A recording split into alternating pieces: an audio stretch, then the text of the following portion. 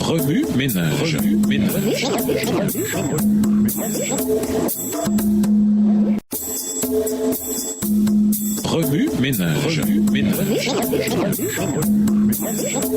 Bienvenue à votre émission Revue ménage. Noël sont des dimanches intégrés. Daniel, l'homme fidèle. Daniel est l'un des grands héros de la Bible. Son courage et sa fidélité dans un environnement hostile sont une source d'inspiration. Malgré la pression énorme qui lui était imposée pour qu'il adopte les coutumes babyloniennes, Daniel prit la ferme résolution de ne pas se rendre impur en consommant la même nourriture et le même vin que le roi. Daniel 1, verset 8. Daniel était un étudiant assidu et avait un esprit perspicace. Dieu accorda du discernement et de vastes connaissances dans les domaines de la langue et de la sagesse. Daniel était capable en outre de comprendre le sens des visions et des rêves. Daniel 1, verset 17. La Bible décrit Daniel comme un homme sage. Daniel 1, verset 20, Daniel 2, verset 14, 21, 23 et 48. Parce que l'Esprit de Dieu était en lui. Daniel 4, verset 9 et 18, Daniel 5, verset 14, Daniel 6, verset 4. Et qu'il était très aimé du ciel. Daniel 9, verset 23, Daniel 10, verset 11. Ce sont là quelques-uns des traits caractéristiques d'un homme qui avait une relation forte et durable avec Dieu. Dans Daniel 2, le roi Nabuchodonosor a prononcé une sentence de mort contre tous les sages de Babylone parce qu'ils n'avaient pas réussi à révéler et à interpréter son rêve. Leur vie étant soudainement menacée, Daniel et ses amis ont recherché la miséricorde de Dieu concernant le rêve et sa signification. Daniel 2, le verset 18. Dieu répondit à leur prière en donnant à Daniel le même rêve qu'il avait donné à Nabuchodonosor. Lorsque Daniel se réveilla le matin, il loua Dieu par une prière d'action de grâce inspirante. Daniel 2, les versets 20 à 23. Sa prière révélait une attitude humble, une confiance sereine et une foi vivante. Il reconnaissait la puissance souveraine de Dieu sur tout. Il rendait gloire à Dieu comme source de toute sagesse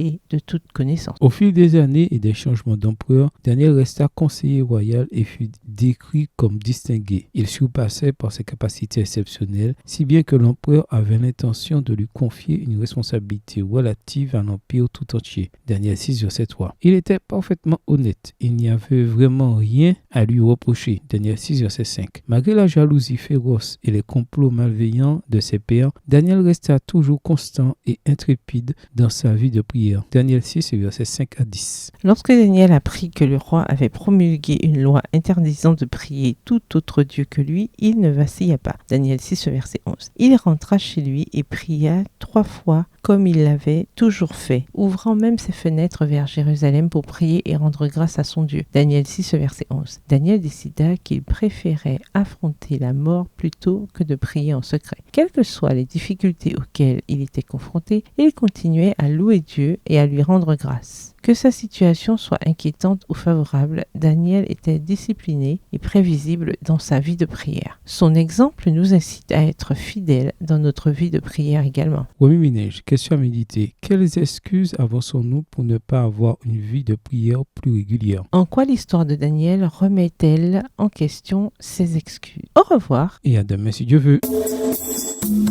Revue ménage. Revue ménage.